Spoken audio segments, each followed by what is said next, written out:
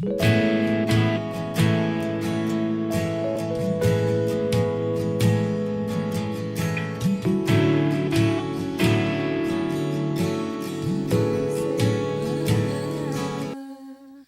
amor de Yeshua será tribulação, angústia ou perseguição, fome ou nudez, perigo ou espada. Quem nos separará do amor de Yeshua?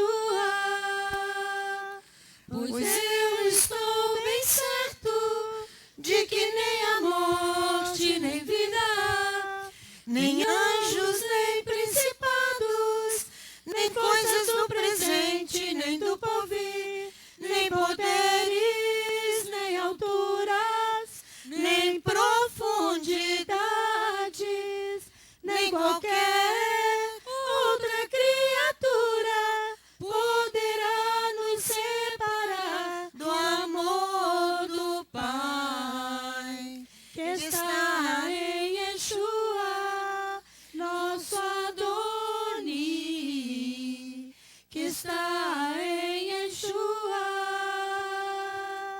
Nada, nada poderá nos separar, nada, nada poderá nos separar do amor do Pai que está em Yeshua, nosso Adoni, que está em Yeshua. Pai, nós te agradecemos por esta manhã, pelo privilégio que nós temos de estar diante da tua presença, do teu altar, e olhar mais uma vez a tua palavra para procurarmos entendê-la, colocarmos em prática na nossa vida e sermos abençoados. Portanto, abençoa todos aqueles que estão na internet conosco nesta hora, também participando desse serviço da manhã de Shabat. Abençoe a cada um de nós que viemos até a tua casa. Que a tua graça e a tua misericórdia seja sobre nós, para que o teu nome em tudo seja exaltado e glorificado. É o que nós te pedimos em nome de Yeshua. Irmãos, a nossa paraxá de hoje é Kev. Kev significa como resultado, por causa de, que significa Kev. Nós, vamos lá, Deuteronômio capítulo 7, versículo 13. Nós temos no livro do Deuteronômio, pela primeira vez, a lista dos 7 povos típicos da escola deuteromista. Você veja aqui, no versículo 1, aqui no Deuteronômio nós temos 7 povos. Quando o Eterno teu Elohim te houver introduzido na terra a qual passas a possuir, e tiver lançado de diante de ti muitas nações, os heteus, os girgazeus, os amorreus, os cananeus, os ferezeus, os heveus, os jebuseus, 7 nações mais numerosas e mais poderosas do que tu. O número 7 aqui foi escolhido por causa do valor numérico. Número 7 é um valor sagrado, que você sabe que existe no número 7.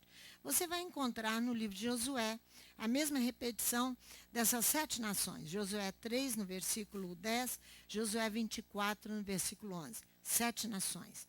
Mas também, apesar da importância convencional do número 7, nós vamos verificar esses povos numa lista mais longa em outros locais da Torá e em listas mais curtas em outro local da Torá. Você vai ver. Então, essa lista longa dos povos você encontra em Gênesis 15. Quer ver? Vai lá comigo. Porque depois você pode perguntar, mas a pastora Sandra aqui diz mais povos. Gênesis 15, o versículo 19 a 21. Olha aí para você ver comigo. Ó, o Queneu 1, Quenezeu 2, o Cadimoneu 3, o Eteu 4, o Ferezeu 5, os Refaíns 6, o Amorreu 7, o Cananeu 8, o Girgazeu 9 e o Jebuseu 10. Aqui nós temos uma listagem mais longa. Agora veja no Êxodo. No Êxodo, no capítulo 3, por favor, comigo. Por que que você vai entender que ali no Deuteronômio, na escola deuteronômica, é o último código da Torá que nós estamos estudando para encerrar o ano e darmos início ao novo ano com Rosh Hashanah e começarmos agora mesmo a tocar a trombeta. Olha no capítulo 3, no versículo 8, 17. Por isso que o número 7 ali tem um simbolismo sagrado e profético. Versículo 8 de Deuteronômio 3. Olha aí. Êxodo 3. Por isso desci para livrá-lo das mãos dos egípcios e para fazê-lo subir daquela terra para uma terra boa e espaçosa, para uma terra que mana leite e mel, o lugar do cananeu, do Eteu, do Amorreu, do Ferezeu, do Eveu e do Jebuseu. Está vendo? Agora, no capítulo 23 de Êxodo, você vai encontrar outra repetição. Olha aí. Porque nós precisamos entender no Deuteronômio o significado ali específico, encerrando os 5 livros da Torá, o ano do estudo dos 5 livros da Torá. Êxodo capítulo 23, não foi que eu falei? 23, né? Então, o meu anjo irá diante de ti, e te levará aos amorreus, aos heteus, às nações, aos ferezeus, aos cananeus, aos heveus e aos jebuseus, e eu os destruirei. E no 33, 2 e no 33, 34, 11 também. Então, desculpe-me. É porque eu venho com a Torá na cabeça a semana inteira, quando eu chego aqui, a Alessia falou, pastora Sandra chega aqui, acho que todo mundo fez a mesma coisa que ela. Aí eu disparo como, desculpe-me, irmãos. Segundo o quadro sistemático das tabelas dos povos, todas essas nações estão ligadas aos povos de Cã, lembra de Cã, filho de Noé, que são os povos cananeus. Portanto, grave isso, rebeldes, e eles serão destinados, se eles quiserem, eles terão a eternidade, mas eles são destinados a serem eliminados pelos filhos de Israel.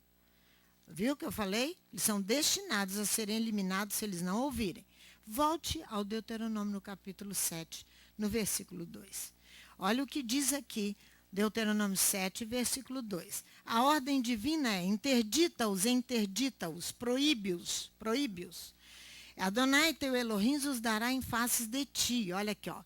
E quando o eterno teu Elohim, versículo 2 do Deuteronômio 7, as tiver dado diante de ti, totalmente as destruirás. Não farás aliança com elas, nem terás piedade delas. A palavra mais próxima ao original hebraico diz interdita-os. Interdita-os de interdito. Não firmes pacto com elas. Esse interditar é aquela mesma situação de votar. Votar o anátema, votar a proibição. O anátema é a proibição. Vota como fez Jericó. Como Israel fez com Jericó, para tomar Jericó e sair vitorioso em Jericó. Então, vota ao anátema, a reprovação. Como aconteceu com Seom, quer ver? Volta um pouquinho as páginas aqui, Seom, rei de Esbom, capítulo 2, que Israel vai e destrói. Deuteronômio 2, versículo 30 ao 35. Olha aqui a destruição de Seom, rei de Esbom. Por quê? Porque Seom, rei de Esbom, não nos quis deixar passar por sua terra, pois o eterno teu Elohim endurecera o seu espírito e fizera obstinado o seu coração, o coração de Seom, rei de Esbom, a fim de entregá-lo nas tuas mãos, como hoje se vê. O eterno me disse, vê, comecei a dar-te Seom e a sua terra diante de ti. Agora começa a conquistá-la para que herdes a sua terra. Seom saiu-nos ao encontro, e ele e todo o seu povo ao combate em Jaza. O eterno nosso Elohim nolo entregou, e nós o derrotamos a ele, aos seus filhos e a todo o seu povo. E até o 35, né? Naquele tempo tomamos todas as suas cidades, condenamos ao extermínio todos os seus habitantes, homens, mulheres, crianças, sem deixar um só sobrevivente. Somente levamos por presa o gado, para nós o despojo das cidades que tínhamos tomado. O que está acontecendo aqui? A Torá a mesma coisa aqui no Deuteronômio 7. Quer ver? Passa as páginas da sua Bíblia e volta ao Deuteronômio 7. Versículo 3. Olha a ordem qual é. Versículo 3 ao versículo 5. Não te aparenta, interditas, vota ao anátema, reprova as atitudes e os comportamentos destes povos, e não se alia a eles, é isso que Elohim está falando. Reprova-os. Reprovar é atitude, é sistema, é comportamento, é corrupção, é isso. Não te aparentarás com elas. Não darás tuas filhas aos seus filhos, e não tomarás suas filhas para os seus filhos. Pois elas afastariam teu filho de mim, para servir a outros deuses, e a ira do Eterno se acenderia contra vós e vos destruiria rapidamente. Porém, assim lhes fareis: derrubarei os seus altares, quebrareis as suas colunas, seus postes ídolos, cortareis os seus bosques sagrados e queimareis no fogo as suas imagens de escultura. Essa é a ordem. Então a Torá ordena, reprova atitudes, o comportamento destes povos. Isso é o herém no hebraico. Ou seja, para vencer a guerra, proíbe tudo isso a todo uso humano. Todo humano que for ali terá que ser reprovado esse comportamento, esse sistema corrupto, depravado. É isso que Elohim está falando. Essa proibição fala de determinadas imperfeições em nós. Em nós, que são graves. Imperfeições em nós, que anulam um ato jurídico. Essas imperfeições graves em nós anulam um ato jurídico. O que é isso? Deixa me fazer entender. Ou seja, os vícios, os nossos, são capazes de tornar sem efeito a vontade que você pode ter lá no fundo da sua alma de servir a Elohim de Israel. Então, é isso que os nossos vícios são capazes de desfazer um ato jurídico. E assim nos tornamos injustos conosco mesmo. Vou repetir. Os nossos vícios, porque quando ele diz interdita os interditos, reprova as atitudes. Se eu vou reprovar de alguém, a minha tem que estar correta. Senão eu não tenho autoridade. Nem tenho moral, não tenho autoridade, não tenho nada disso. Então, a interdição aqui é nesse nível de reprovação de atitudes e de comportamentos. Porque senão eu serei injusto comigo mesmo, que a Bíblia diz assim, o meu espírito, Paulo escrevendo, deseja servir a Deus, mas a minha carne, não. Então, o espírito luta contra a carne para que a carne faça a sua vontade. Não é isso? Então, você se torna injusto com você mesmo. E eu também. E isso é pecado. Constitui-se um pecado. A prática da injustiça é iniquidade e é crime. A prática da injustiça, por isso que é um tom mais alto possível da legislação bíblica e da palavra de Yeshua HaMashiach, Jesus, o nosso Messias, lá em Mateus capítulo 23, versículo 23, o que ele requer de nós? Que pratiquemos a justiça. Não é verdade? A fé, mas o que ele fala ali? E a misericórdia. A prática da justiça é o tom alto. Bem alto. Então, por quê? Porque quando eu deixo de praticar a justiça comigo mesmo, eu produzo iniquidade e é um crime. É um crime. Por quê? As obras da carne, elas só produzem injustiça. Elas só reproduzem injustiças. São as obras da carne. Por quê? Porque você e eu achamos que nós podemos servir a Elohim de Israel da forma que nós achamos que deve ser ou pensamos como deve ser. Judas se traiu e traiu a Yeshua por conta disso. Ele se traiu, Judas, o Iscariotes. E Yehuda, o nome dele é isso aí, Yehuda, o nome judaico. Ele se traiu e traiu Yeshua. Ele foi injusto com Yeshua e ele foi injusto com ele mesmo. Vamos lá em Mateus capítulo 26, a partir do versículo 14. A Bíblia diz que um dos 12, chamado Ieoruda, Mateus capítulo 26.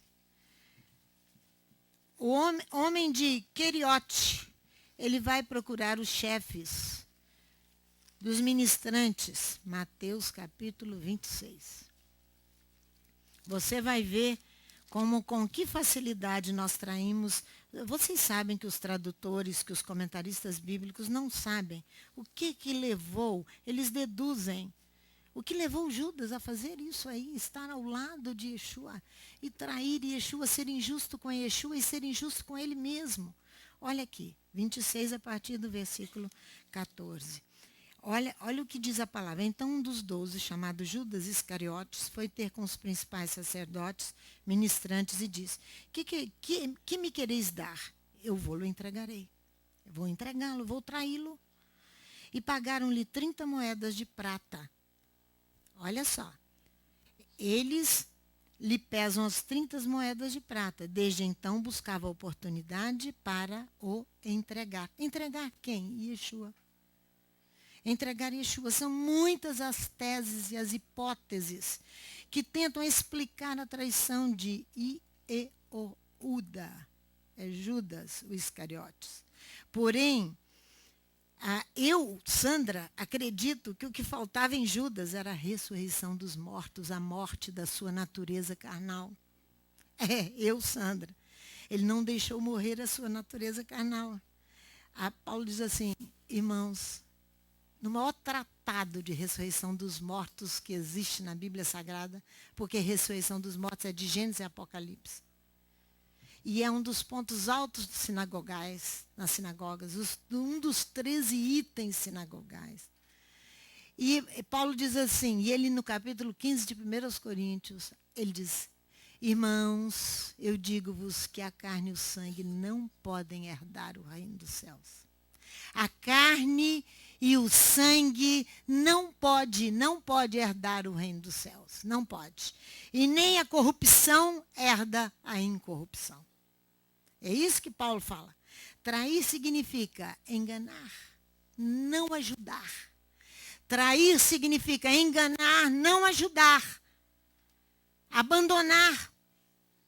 Sabe por que ele abandonou Yeshua? É a tese e as hipóteses dos comentaristas bíblicos. Sabe por quê? Porque ele se decepcionou com Yeshua. Porque ele queria que Yeshua se levantasse contra o poder romano e declarasse rei. Por isso. E Judas achou no seu coração que Yeshua falhou. Então ele prepara para entregar a Yeshua.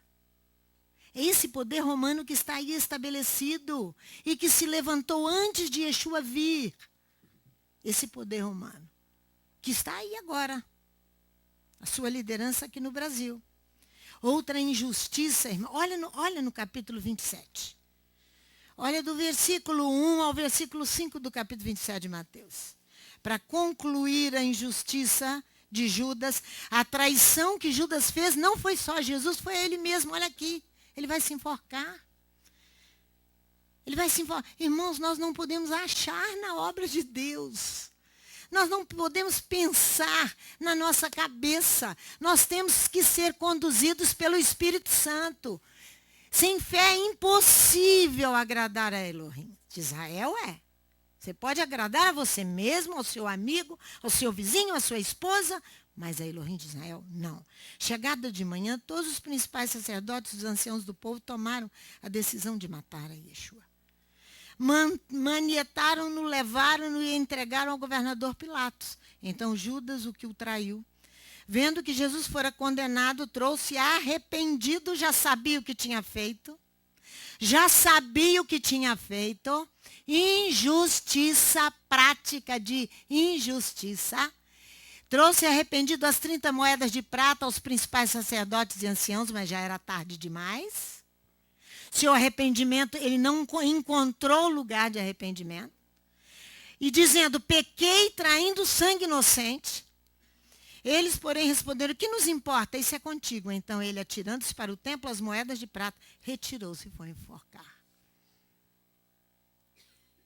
Outro injusto foi Pôncio Pilatos. Está aqui nesse mesmo capítulo. Procurador romano da Judéia, da Samária e da parte da Idumeia entre 26 a 36 depois de Cristo. Pôncio Pilatos, procurador romano. É ele que vai condenar Yeshua HaMashiach.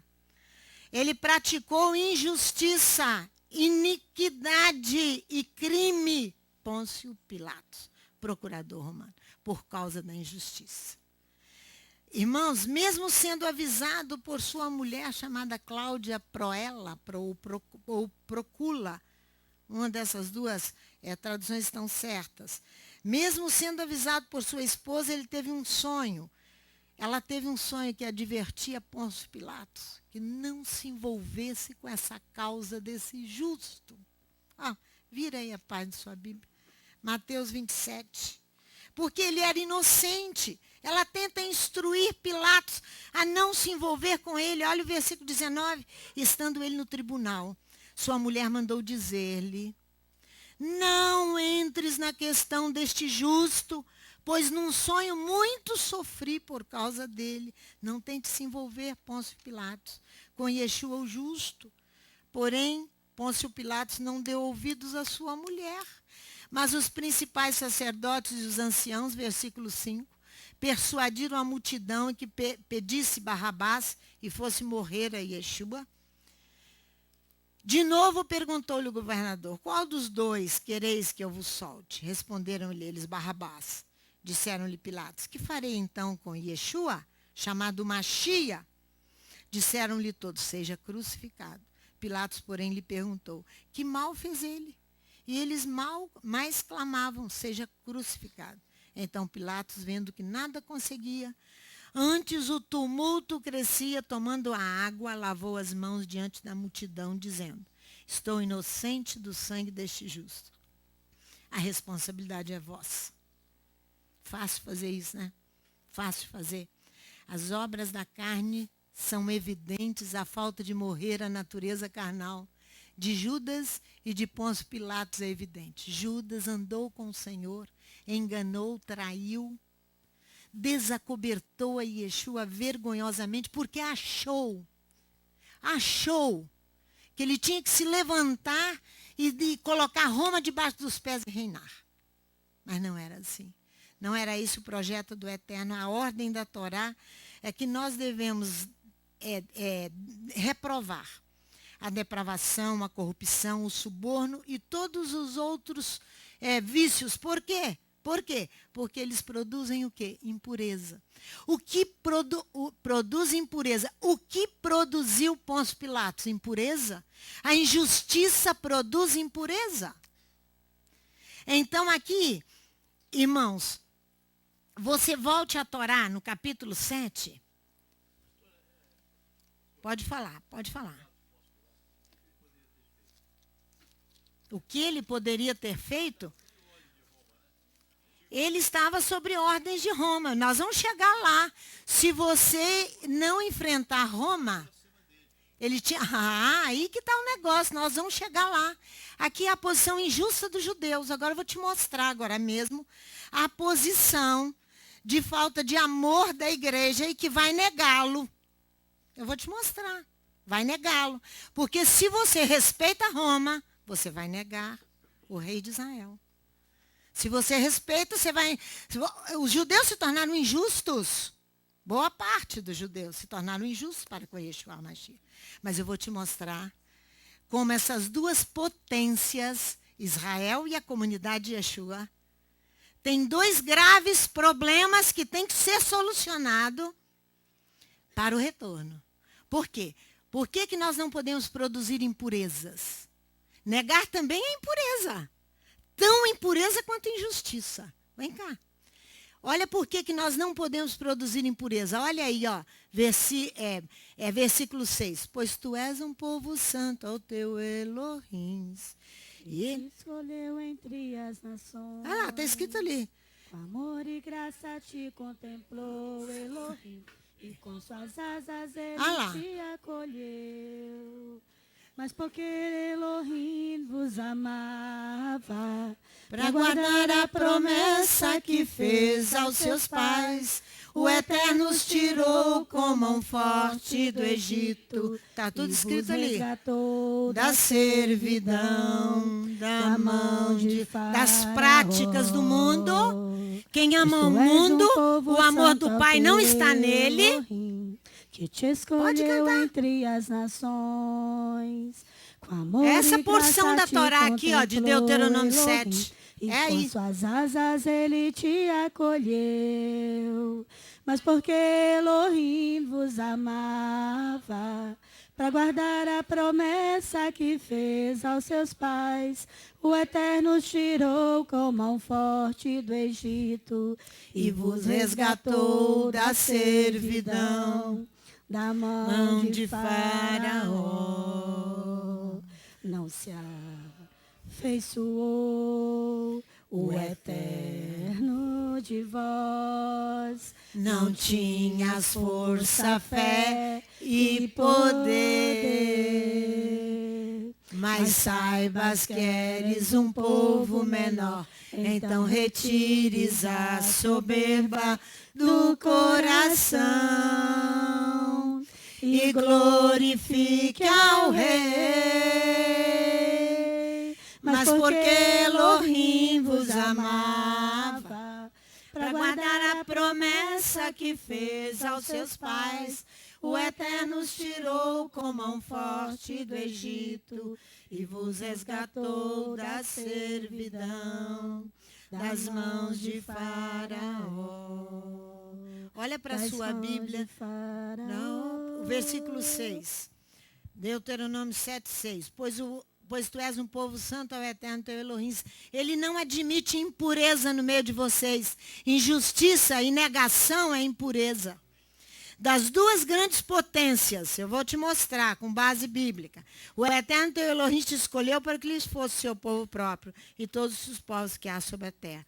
O Eterno não se afeiçoou de vós e vos escolheu por seres mais numerosos do que todos os outros povos. Pois eres menos em número do que todos os outros povos, mas porque o Eterno vos amava, para guardar o juramento que fizeram a vossos pais, o Eterno vos tirou com mão forte e vos resgatou da casa da servidão, da mão de Faraó, rei do Egito. Saberás, portanto, que o Eterno teu Elohim é o Elohim fiel, que guarda a aliança e a misericórdia, até 1000 gerações aos que o amam e guardam os seus mandamentos, e que retribui diretamente aos que o odeiam, fazendo-lhes perecer. Não será demorado para com aquele que o odeia, retribuindo prontamente. O retorno, irmãos, converge, dirige-se para um ponto comum. Presta atenção em mim. O retorno, não liga para a porta não. O retorno, se você quer retornar, o retorno converge para um ponto comum. Aqui, ó. Leva você e a mim. Para quê? Que ponto é esse? A eternidade para todos. E essa linha fina é quem? Lá na frente está quem? O cabeça, Yeshua HaMashiach, o rei de Israel. Lá na frente está ele. Aqueles que retornam devem equilibrar-se em cima dessa linha fina. Deve equilibrar-se nessa linha. Ela é tênue. Olha, até débil, vamos dizer assim, essa linha. Mas o equilíbrio é o estado, presta atenção, de repouso de um corpo solicitado por várias forças que se anulam. O que é anular? É tornar sem efeito. Quando você faz morrer a sua natureza carnal, você não é mais aquele homem irado, aquela mulher atrapalhada. Você vai melhorando. Você e eu vamos melhorando, porque você vai anulando as forças. Isso é equilíbrio. Para se manter em cima dessa linha. Porque se você pender para o lado de cá, tem uma potência. Se você pender para o lado de cá, tem outra potência. Uma potência é Israel, não digo todos os judeus, mas com injustiça para com Yeshua HaMashiach, e aqui outra potência, negando a Yeshua HaMashiach. Negando. Então, por quê? Porque não anulou a natureza carnal, não a tornou sem efeito. Não reprovou. Quando você não reprova corrupção e atitudes más, porque você concorda com elas. Essa linha, irmãos, ela, lá no final você sabe quem está. Não é? Yeshua. Pois ele é a nossa paz. Vamos lá. Efésios capítulo 2. Irmãos, eu vou falar até morrer esses temas, porque não tem que falar. Tem que falar Efésios capítulo 2. Vamos lá, pra você ver. Foi ele, irmãos, nós éramos separados da comunidade de Israel. Éramos. Versículo 11 de Efésios 2, portanto, lembrai-vos que vós outrora eres gentios na carne, chamados incircuncisão pelos que na carne se chamam circuncisão, feita pela mão dos homens, que naquele tempo estáveis sem o Machia, separados da comunidade de Israel, estranhos às alianças da promessa, não tendo esperança e sem Elohims no mundo. Mas agora, no Machia, Yeshua, vós que antes estáveis longe, já pelo sangue do Machia chegasse perto, pois ele é a nossa paz, o qual de ambos os povos fez um e destruiu a parede de separação. Irmãos, nós vamos ter que viver juntos. Nós vamos ter que viver juntos com um só pastor. O rebanho será apacentado por um só pastor. O rebanho será apacentado nos montes de Israel. Não, senão nós vamos ter que jogar partes do livro de Ezequiel fora, partes da Bíblia fora, e vão ficar com aquilo que nós vamos nos acomodar aquilo. Esses dois grandes poderes espirituais possuem muitas paixões, muitas tradições, muitos vícios que precisam morrer em sua natureza carnal. Essas duas potências. Não se coloque fora da morte da natureza carnal. Porque eu preciso muito morrer e você também. Vai lá em João capítulo 3. Olha, conversa com Nicodemos aqui. Um mestre em Israel. Veja aqui, de Yeshua com Nicodemos, a partir do versículo 3, com Nicodemos. Eu não estou falando nada estranho a vocês. Nós estamos tendo uma conversa muito familiar. Olha aqui. Yeshua respondeu, em verdade, eu te digo, Nicodemos, que quem não nascer de novo não pode ver o reino de Elohim de Israel.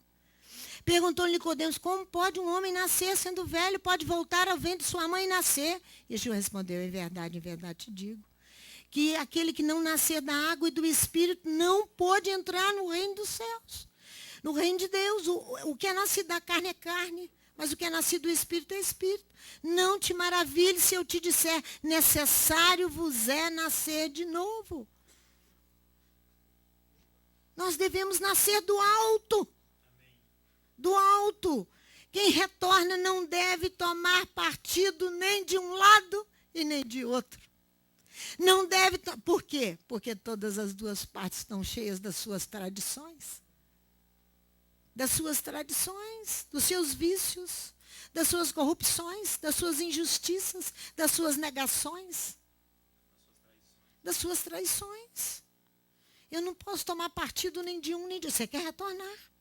Você quer retornar de verdade? Não tome partido. Não tome partido. Não. Nem de um nem de outro. Olha aqui. Volta lá no Deuteronômio. No capítulo 5. Deuteronômio 5. Porque nós temos que subir ali para aquele lugar que o Eterno nos deu. Nós precisamos estar afiados aí para essas questões. Não tomar partido. Versículo 32 do capítulo 5. Portanto, cuidareis de fazer tudo que o Eterno vosso Elohim vos ordenou. Não vos desviei nem para a direita, nem para a esquerda. Na Brita Hadashá, lá em Tiago, diz que a minha palavra tem que ser sim, sim e não, não. É isso que é não se desviar nem para a direita, nem para a esquerda. Mas prosseguir caminhando nessa linha tênue. Pois o partidarismo é um regime. Ele é um sistema humano inspirado pelo espírito humano partidário. Pelo espírito humano partidário. De um lado, Israel com injustiça, com o rei Messias, não é verdade? Yeshua, como nós já vimos, e do outro lado, a comunidade de Yeshua, com sua incapacidade, a sua a comunidade de Yeshua com a sua incapacidade de testemunhar da sua fé. Vou repetir, a incapacidade de testemunhar a sua fé. A incapacidade de ter, porque tem medo de morrer. Porque Roma mata mesmo. É o regime déspota da época de Yeshua e que dura até os nossos dias. Por que nós que temos que pagar agora com o nosso dinheiro para um chefe de Estado passar uma semana aqui fazendo espetáculo? Uma semana. Pago com o nosso dinheiro, com os nossos tributos. Não é não? Quando se faz a maior movimentação policial que já existiu no Brasil. Ali o Jorge falando, 10 mil policiais. Vocês acham que quem está pagando isso? Mas você tem medo. Você vai testemunhar, Roma vai te crucificar, meu amor. Roma vai te crucificar. Você pode até entender, Judas, a partir daí. Tomar um caminho humano, negá-lo, porque teme a repressão, ou seja, a retaliação romana, em forma de punição violenta, que opera até os nossos dias. Vamos lá ver? Mateus capítulo 16. A palavra do seu mestre, que você disse que você ama, Yeshua HaMashiach, você tem que estar pronto para morrer por ele. Isso aí, morrer por ele. Olha aqui, a partir do versículo 21. O que está acontecendo aqui? Yeshua vai voltar. Ele se declara lá em Cesareia de Filipe, lá na Galiléia, lá em cima. E ele vem agora, vai descer a Jerusalém. Ele sabe o que o espera em Jerusalém. Porque ele declarou bem Elohim, filho de Elohim. Ele sabe o que o espera. Olha aqui, ó. Então, ele é inevitável aqui o confronto. Olha para você ver. Desde então começou Yeshua a mostrar aos seus discípulos que era necessário ir a Jerusalém, padecer muito dos anciãos, dos principais sacerdotes e dos escribas, ser morto e ressurgir ao terceiro dia. Pedro tomou de parte e começou a repreendê-lo, dizendo, Adoni, tem compaixão de ti, isso de modo nenhum te acontecerá. Olha a resposta de Yeshua para Pedro. Para trás de mim, Satanás. Tu me serves de pedra de tropeço, então eu não vou enfrentar Roma, o poder paralelo? Eu não vou enfrentar? É para ser vizinho de Roma que nós vamos. É para ser vizinho de Roma que nós vamos. Você já sabe. Já sabe.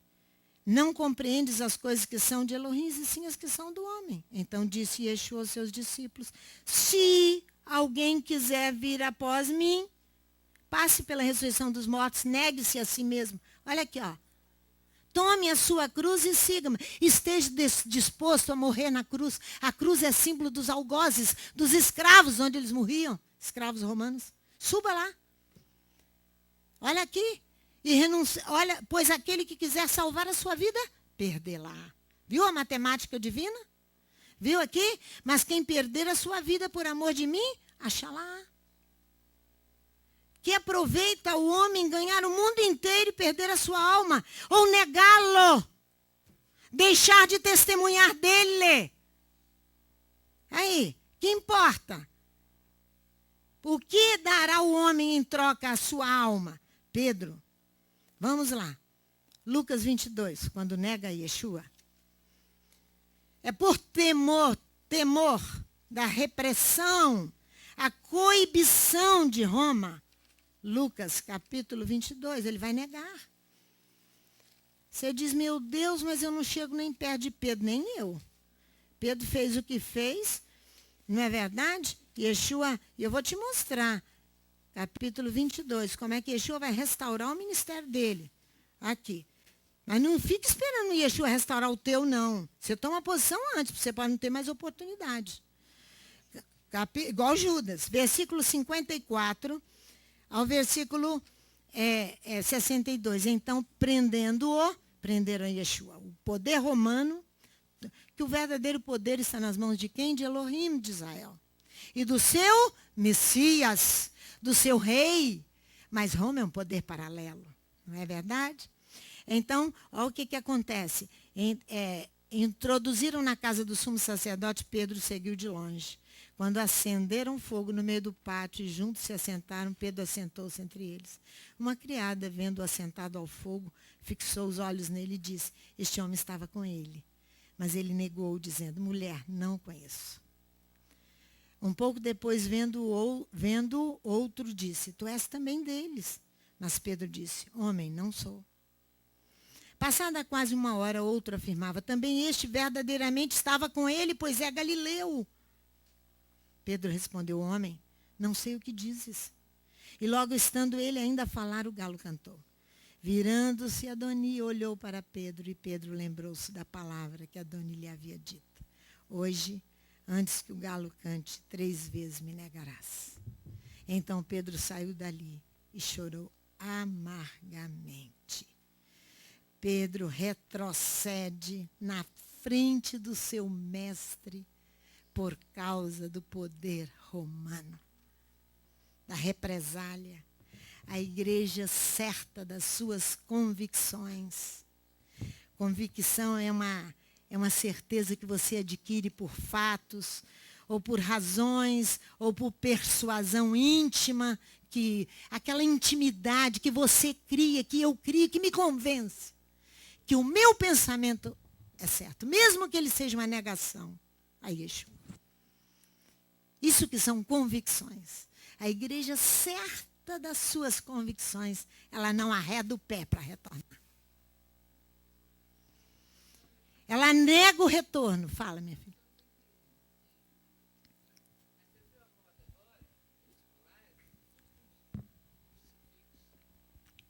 E os colares com os crucifixos, vocês carregam o emblema de Roma? Exatamente. Estão carregando o emblema de um governo déspota e que matou o seu Salvador, que o crucificou ali, com toda a razão de Roma, não é verdade? Então, a igreja nega o retorno, nega a Torá, nega os profetas e nega Yeshua. Nega a Torá, nega os profetas, nega tudo e nega Yeshua. Nas suas convicções, nas suas tradições. Olha o que Jeremias fala. Vamos lá, no capítulo 5.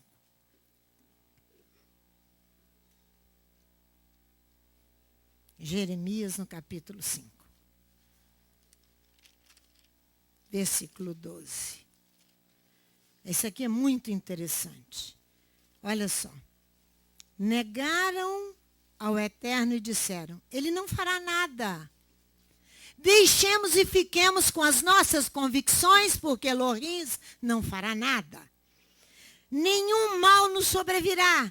Não veremos a espada. A espada é a Torá. Não veremos fome. A Bíblia diz, através do profeta Amós, que vai haver uma fome não de pão, mas não, uma fome da palavra de Elohim. O mentiroso diz isso aqui. Ele, certo das suas convicções, ele diz: não. Olha aqui. Negaram, olha aí, ó, negaram ao Eterno dizendo. Olha o versículo 10. Subiu aos seus muros e destruí-os, mas não façais uma destruição final. Tirai os seus ramos, pois essas pessoas não são do Eterno, os que estão fazendo o que fazem. Olha no versículo 8, como cavalos bem fartos, eles se levantam pela manhã, rinchando cada uma a mulher do seu companheiro, praticando prostituição, andando atrás de ídolos. Ídolo após ídolo. Estão dizendo aqui, ó, negaram ao Senhor, nada não nos fará mal. A Torá não nos pegará. A espada não nos atingirá. É a espada que define as intenções do coração. Ela penetra.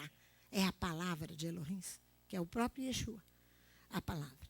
Abraão, pai da fé, ele profetizou sem saber o retorno para a sua descendência. Quanto no sacrifício de Isaac, ele estava pronto a ir até o fim pelo sacrifício.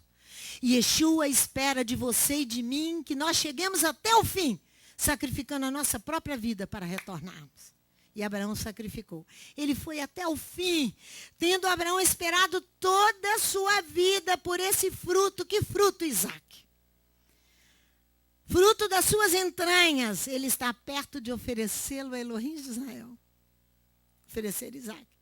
Provando desse modo desse modo, oferecendo o seu filho, ele está provando não apenas o impulso humano, são os estímulos, os impulsos que nós temos, são os nossos estímulos, os nossos incitamentos, as práticas irrefletidas. Muitas vezes irresistível. Ele prova.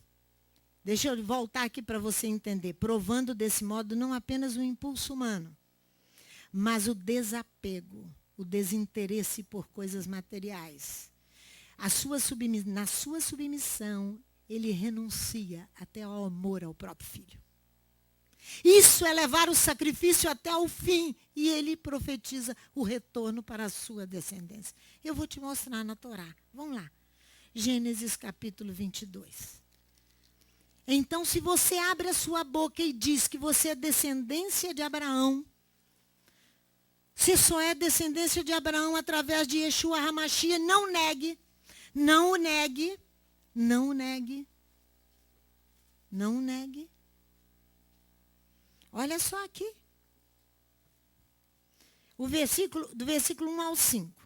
Depois dessas coisas, provou Elohim a Abraão, dizendo, Abraão este respondeu, eis-me aqui. Então disse Elohim, toma o teu filho, o teu único filho, Isaque, a quem amas, e vai à terra de Moriá e oferece-lhe em holocausto sobre um dos montes que eu te mostrarei. Levantou-se, pois, Abraão, de madrugada, albardou o seu jumento, tomou consigo 2 dos seus servos, a Isaque, seu filho, tendo cortado lenha para o holocausto, partiu para o lugar que Elohim lhe dissera. Ao terceiro dia levantou Abraão os olhos e viu o lugar de longe. Disse Abraão aos seus servos, ficai-vos aqui com o jumento. E eu, o rapaz, iremos até lá, e havendo adorado, voltaremos a vós. O que ele fala? Ele fala, nós retornaremos a vós. Ele não diz que ele vai retornar porque Isaque vai ser sacrificado. Ele diz, nós voltaremos a vós, aqueles adolescentes que estavam ali com ele. Olha para você ver ele diz, ele não diz, eu retornarei, ele diz, nós retornaremos.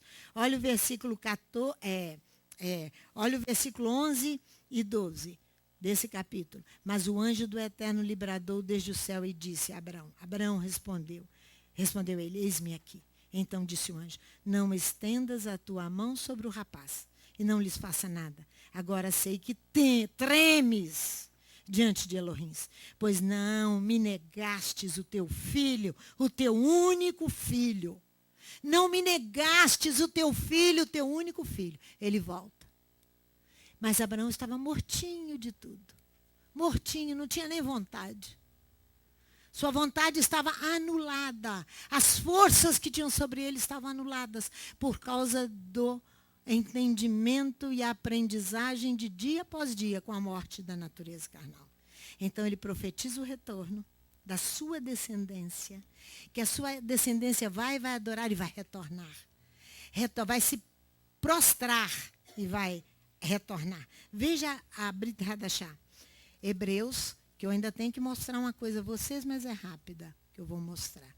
Hebreus, capítulo 11, que a nossa Brit Hadashah da Parashá é Kev. Olha aqui, capítulo 11, o versículo 8 a 13. Olha só, pela fé Abraão, sendo chamado para um lugar que havia de receber por herança, obedeceu e saiu, sem saber para onde ia. Pela fé peregrinou na terra da promessa, como em terra alheia, habitando em tendas com Isaque e Jacó, herdeiros com ele da mesma promessa. Pois esperava a cidade que tem fundamentos, a qual Elohim é o arquiteto e construtor. Pela fé também a própria Sara recebeu o poder de conceber um filho, mesmo fora da idade, porque teve por fiel aquele que havia feito a promessa. Pelo que também de um, e esse já amortecido, descenderam tantos em multidão, como as estrelas do céu, como a areia inumerável que está na praia do mar. Todos estes morreram na fé. Não alcançaram as promessas, viram-nas de longe e as saudaram e confessaram que eram estrangeiros e peregrinos nessa terra. Eu quero que você vá comigo conferir a atitude de João, o imersor. João, capítulo 1, para você ver que ele não nega a Yeshua. Ele não nega. Olha o comportamento de João aqui. Como é que deve ser o meu e o seu. Eu não posso ser injusto e nem posso negar. Então, as duas potências, que nós que estamos retornando, estamos em cima da linha tênue, débil, fina. As duas potências aqui do lado, não tome partido se você quer retornar. Olha o capítulo 1 de João, versículo 20. E ele confessou e não negou. E ele confessou e não negou. E ele confessou e não negou. Confessou, eu não sou o Machia. Perguntaram então, porque ele podia prover, a popularidade de João era maior do que a do Messias. Ele ia poder, como são esses pregadores aí, né, que você vê na internet. Eles vão a Brasília, mas eles estão disputando posições, cheios de interesse, de riquezas e de poder. Olha o que João fala. Perguntaram então, quem és tu? Elias? E ele disse, não sou. És tu profeta? Respondeu também, não. Finalmente lhe disseram, quem és? Dá-nos uma resposta para que levemos aqueles que nos enviaram. Que dizes de ti mesmo? João respondeu com as palavras do profeta Isaías. Eu sou a voz do que clama no deserto. Dá vontade de chorar, né? Endireitai o caminho do eterno. Ora, alguns dos fariseus que tinham sido enviados perguntaram, então por que batizas? Se não és o Machia, nem Elias, nem o profeta. João respondeu, eu batizo com água, mas no meio de vós está alguém que não conheceis. Este é aquele que vem após mim, da qual eu não sou digno de desatar as correias das sandálias. Estas coisas aconteceram em Betânia, do outro lado do Jordão, onde João estava batizando. No dia seguinte, João viu a Yeshua, que vinha para ele e disse, eis o Cordeiro de Deus, eis o que tira o pecado do mundo. Ele diz, ele não nega a sua fé. É Yeshua. Quem nega a fé é pior do que o incrédulo. Diz Paulo escrevendo em 1 Timóteo, no capítulo 5, eu acho. Quem nega a sua fé, quem não testemunha de Yeshua, é pior do que o incrédulo. E toda injustiça com Yeshua. Então, as duas potências estão com erros gravíssimos. Gravíssimos e gravíssimos que precisam acertar. Precisam acertar. A Parashá é Kev. Depois que tiveres ouvido, volta lá. Volta lá. No capítulo 7 de Deuteronômio, depois que tiveres ouvido, eu vou te mostrar aqui a Parashá é Kev como resultado. Ouvir significa, olha só o versículo 12 da Parashá é Kev, do capítulo 7 de Deuteronômio, versículo 12. Se ouvires estes juízos e os puseres em prática. Olha só. E depois que tiveres ouvido esses julgamentos a respeito da sua vida, se você tomar posição de deixar morrer a sua natureza carnal e começar a trabalhar a morte da natureza carnal. Se é que depois de tiveres ouvido, ouvir, irmão, é quando eu percebo, eu sou capacitado pela inteligência a receber no meu espírito um depoimento contra mim. Porque Elohim providencia testemunhas e põe contra mim que as minhas atitudes são carnais, extremamente carnais, a minha e a sua. Extremamente carnais, o depoimento é o auto que contém a prova testemunhal, que nós estamos na carne quando eu nego testemunhar dele, estou na carne.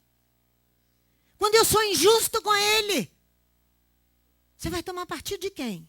O seu? Nem o seu você deve tomar, eu te aconselho. Aquilo que as testemunhas afirmam em juízo.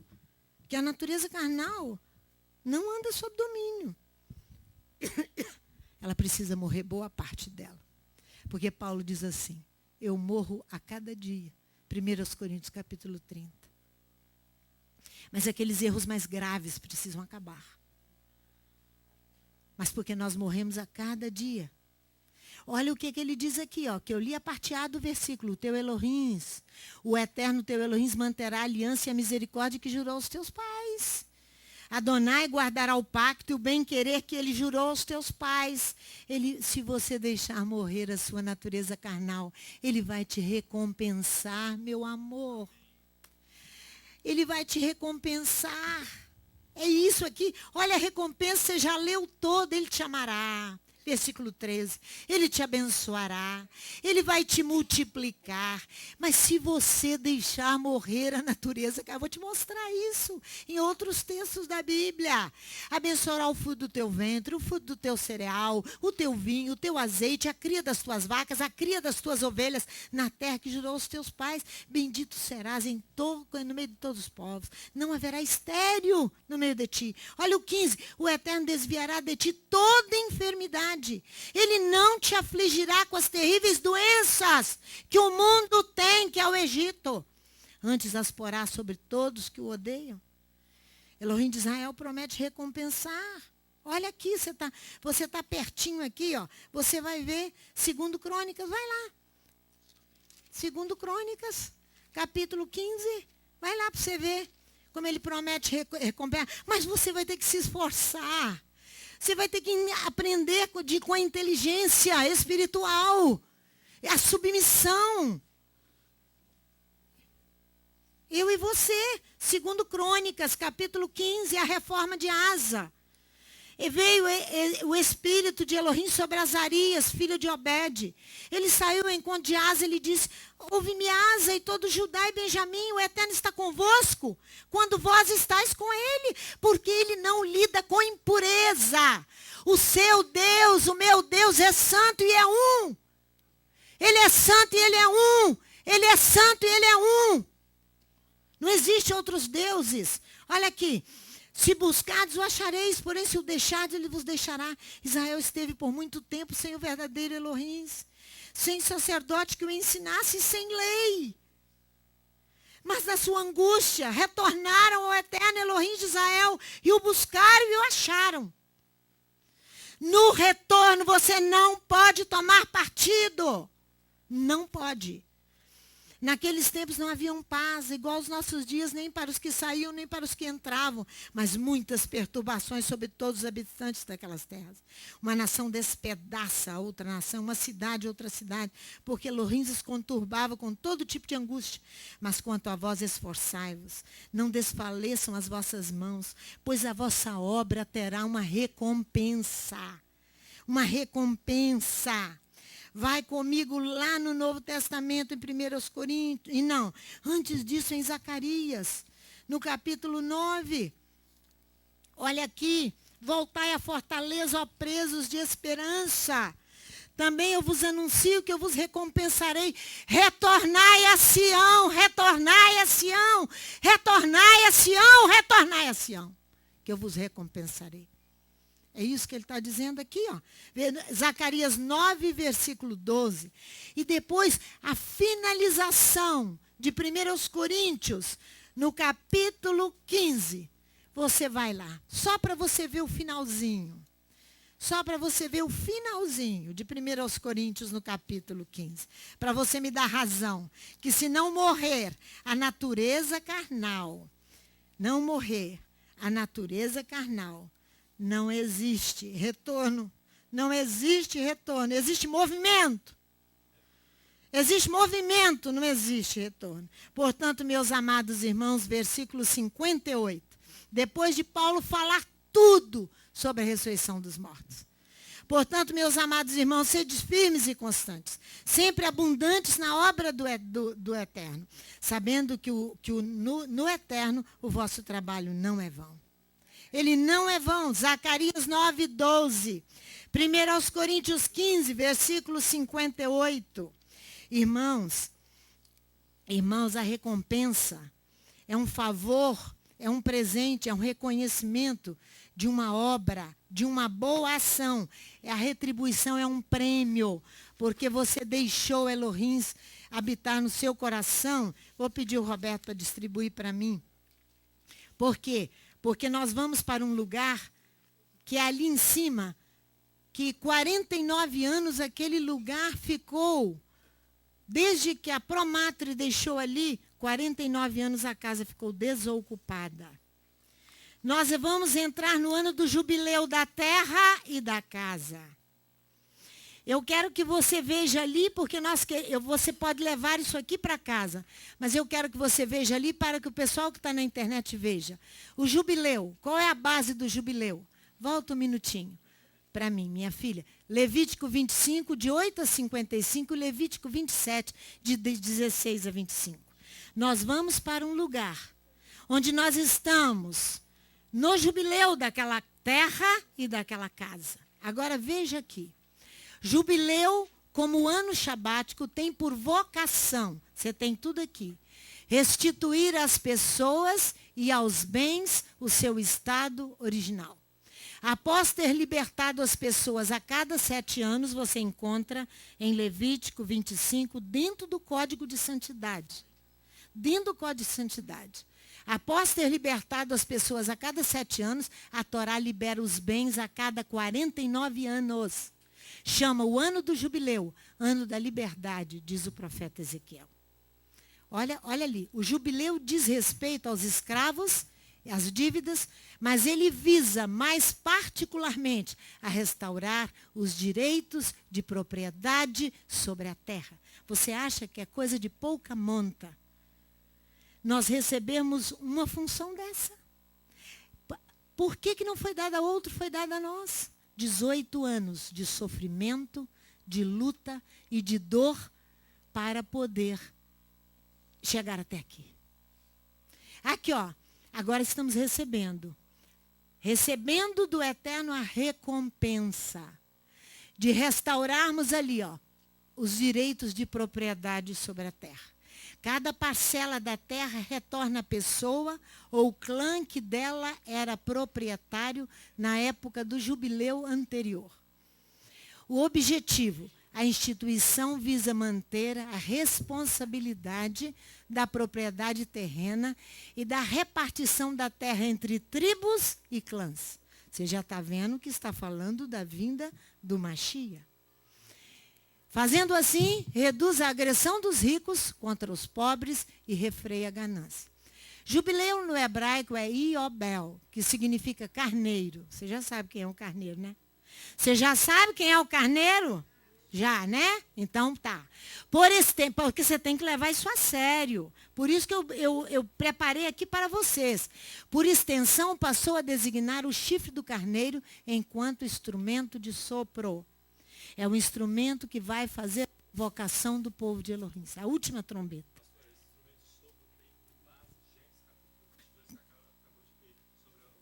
Então vai lá, pega o microfone e fala no microfone, por favor. Por favor. Som. Ei. Volta um minutinho ali, meu bem. Aqui, ó. Esse chifre aí do carneiro, ele tem como base, lá em Gênesis capítulo 22, quando a senhora leu lá sobre o sacrifício de Isaac. De Isaac. Exatamente. Quando ali foi providenciado um carneiro, um cordeiro ali, e com os chifres agarrados nos galhos. Dali vem a propriedade de arrancar o chifre do carneiro para anunciar a volta do Mashiach. Viu só? Porque eu estou mostrando isso para vocês. É da nossa responsabilidade, daquilo que Ele está colocando nas nossas mãos. Por quê? Porque Ele está nos recompensando. Aquele local ali, o proprietário era seu José Jacob Saad, um judeu libanês. Pelo nome dele, José Jacob Saad. Aí vai alguém lá do Instituto Goya lá conversando comigo. Falou, pastor, não tem nada demais aqui não. Vocês estão recuperando as coisas dos parentes.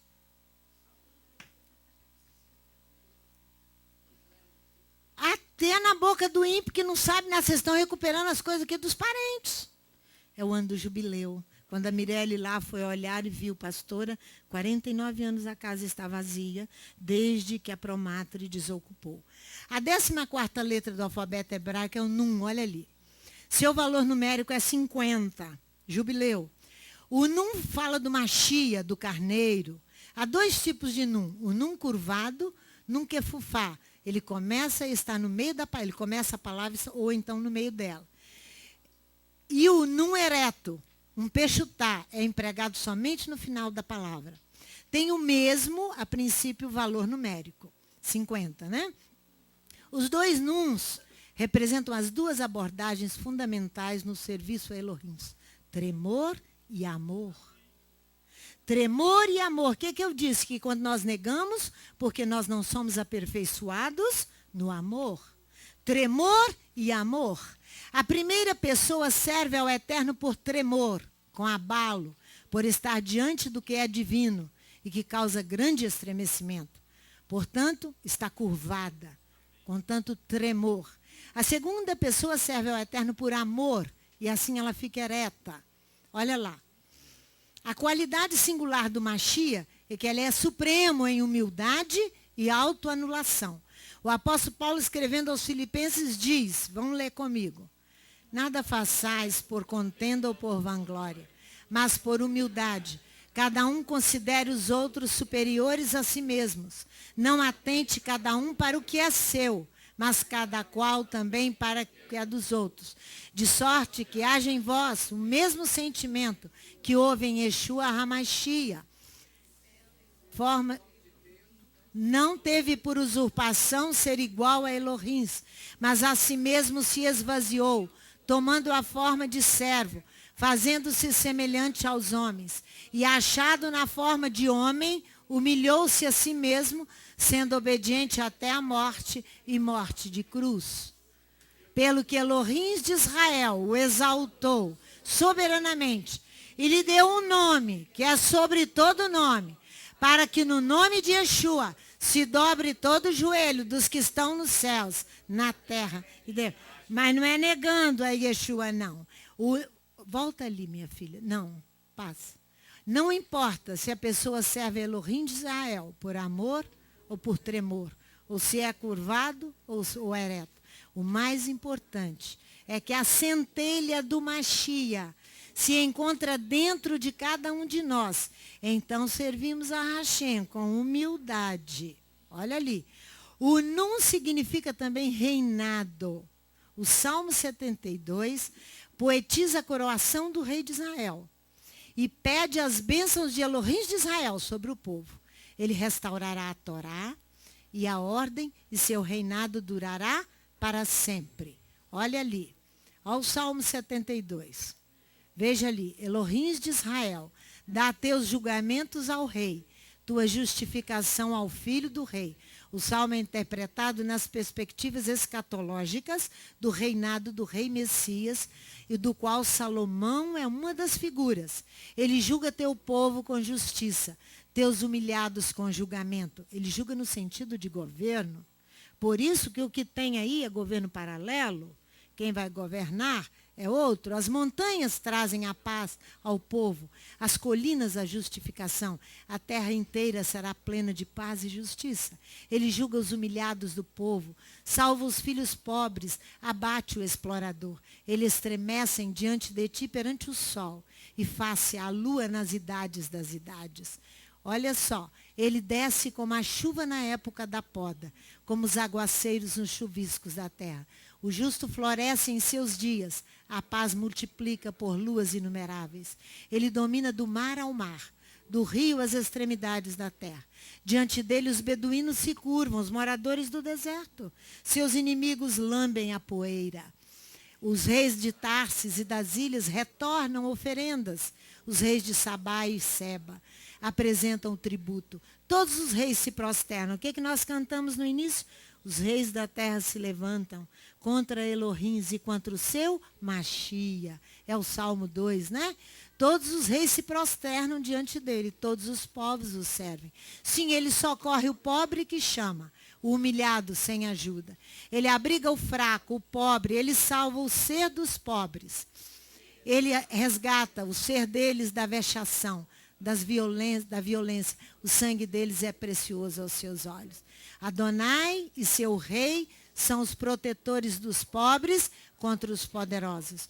A vocação do rei Messias e a universalidade do seu reinado nos triunfos de sua justiça.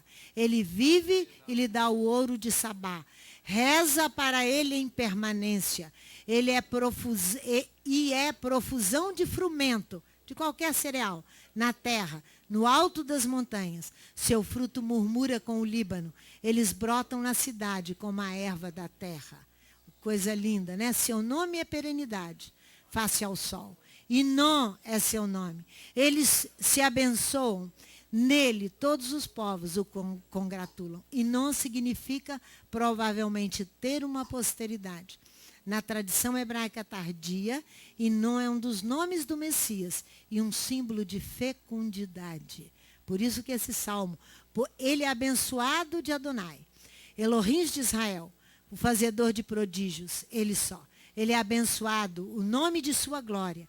Em perenidade, sua glória enche toda a terra. Amém e amém. O Nun representa o Machia, e o Machia é a humildade. A humildade é um recipiente para todas as bênçãos de Elohim de Israel. E quando alguém é humilde, atinge o 50º. Portanto, a coroação. Por isso que nós somos, então, recompensados. Por que de tudo isso? Para que nós subamos para aquele lugar, vizinhos de Roma. Sabe que ali tem um prédio dentro do convento, ali de São Francisco, o qual é propriedade de Roma, com a bandeira de Roma hasteada ali. Porque Roma tem suas propriedades em vários locais do mundo. 20% da Itália pertence a Roma. Governo grande, rico, e se você temê-lo, você vai negá-lo. Então, por isso que eu disse para vocês, nós estamos no sal. Salgados de tudo. Se formos em... É o chofar que abre o ano do jubileu. A coroação é um nível elevado de entendimento. Isso no nível material e espiritual. A pessoa atinge grande riqueza material através da multiplicação. Sim, os nossos esforços confirmarão suas bênçãos. Por que vai se multiplicar? Quando você deixar morrer a sua natureza. Não é aquela multiplicação que o mundo aí, que as igrejas estão ensinando, não. Não é aquela prosperidade ali, não. É quando você deixa morrer a sua natureza carnal que ele vai multiplicar. É o chofar que abre o ano do jubileu. Ele deve ser anunciado no dia de Yom Kippur, com o toque do chofar. Uma teruá, um som quebrado. A teruá é pam, pam, pam, pam, não é isso? Pam, pam, pam, pam, pam, simboliza quem? O Machia. Está vendo? Um som quebrado. Símbolo da quebra de todas as algemas, para livrar os oprimidos das garras dos opressores. A remissão das terras nas cidades é limitada a 1 ano. Se a oportunidade não for aproveitada, não mais poderá haver remissão de terras. A espera será de 49 anos para fazer novo resgate. Agora você entendeu o porquê da pressa, por que ir e se estabelecer, por que ganhar o direito da terra, por que tudo isso. Então, nós fomos recompensados. Agora, veja você, como você anda nessa linha fina. Não tome partido, é o meu conselho para você. Para que nós não venhamos a ser injustos ou então negá-lo. Porque todas as duas potências precisam acertar essas questões para nós podermos alcançarmos a vitória. Que o Eterno fala, meu bem.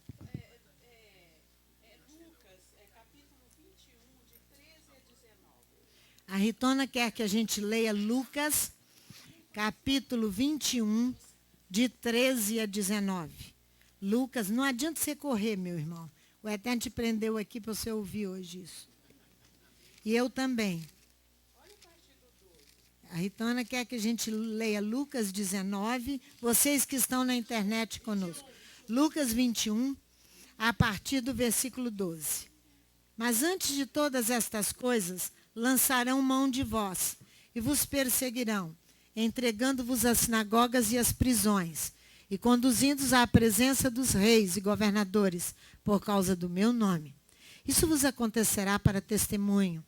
Mas propondo em vossos corações não premeditar como a vez de responder, porque eu vos darei boca e sabedoria, e que não poderão resistir, nem contradizer todos os que vos opuserem. Sabe quem vai nos questionar mais ainda que os judeus que vão questionar? A própria igreja, que tem todo o seu princípio em Roma.